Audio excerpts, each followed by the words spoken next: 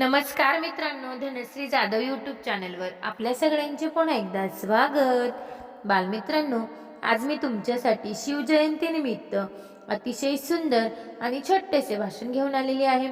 चला तर करूयात सुरुवात। ऐका मावळ्यांनो, आज ढोल वाजतोय तो फक्त उत्सवासाठी नाही, आज गगन दणाणतंय ते फक्त घोषणांसाठी नाही।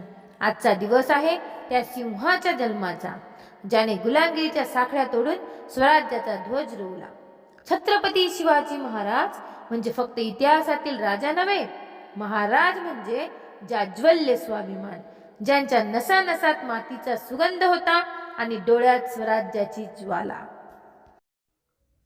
जुलूम पाहिला पण मान झुकवली नाही, शत्रू मोठे होते पण छाती त्याहून मोठी होती।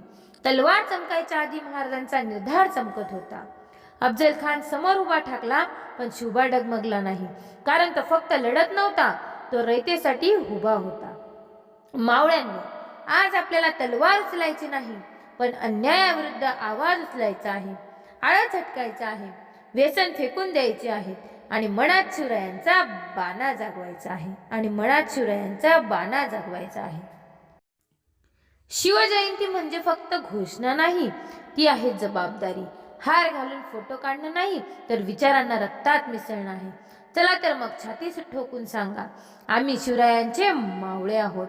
स्वाभिमानाने जगू, धैर्याने लढू आणि स्वराज्याचा वारसा जपू।